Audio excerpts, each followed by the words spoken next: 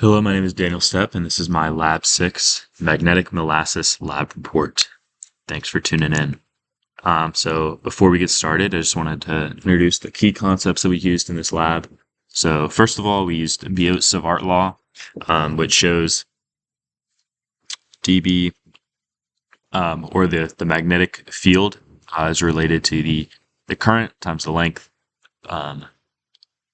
crossed with the direction, or the unit vector to specify the direction of the vector distance. We also learned about Faraday's law, which we used in this lab. Faraday's law has to do with the electric motor force equals the number of turns in the coil by the change in flux.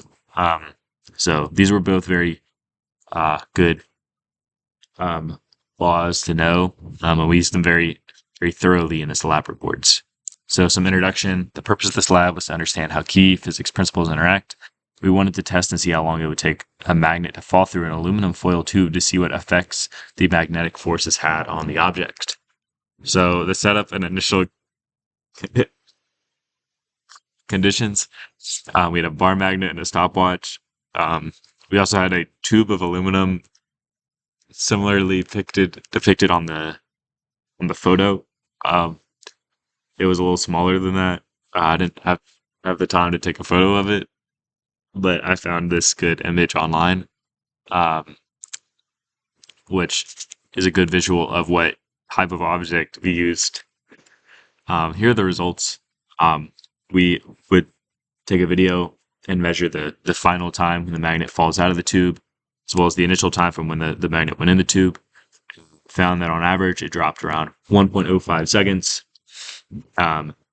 So we use that for coding. It's a little bit of code that I threw down on the slide, and it gives the length of the tube and the width, and it calculates Faraday's law and Biot-Savart law to figure out what type of magnetic force there is on the object, as well as the force of gravity.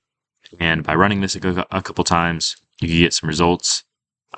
This is a plot of the results, which kind of shows that when it initially drops, it has very negative velocity that's increasing in the negative direction.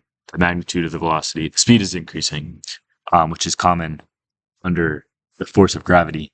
But once it's really under the tube, the laws of magnetism start to cancel out that force. So you have it go down at a constant velocity, and then eventually that stops once it leaves the tube, which shows that this object is getting under a lot of force. It's actually like counteracting the force of gravity entirely, so it's moving at a constant velocity. The experimented time was 1.04 as earlier. The computational time was 0.94, so that's what should have happened if it was perfect. This is a percent error of 9.62, which I feel like is pretty accurate. It's not too bad compared to what we've done in the past. Yeah, it shows that the experiment obeyed both laws. Sorry for the little typo there. Didn't mean that. So a lot of errors, a lot of potential errors, air resistance, inaccuracy in recording times, many other potential errors that could have happened to give us that 9.62% error rate. But we try to mitigate those as much as possible. But in the future, we could do better. So what if the resistivity of the conductor were reduced as close to zero as possible? Well, that would increase Biot-Savart law and Faraday's law, which would mean that it would take longer for the bar magnet to fall all the way down to the ground. And if the holes or slots were cut into the tube, that would reduce the effect of Faraday's law or Biot-Savart law, which would decrease the time that it takes for the bar magnet to hit the ground. Thank you so much for watching, and I hope you have a great end of the semester.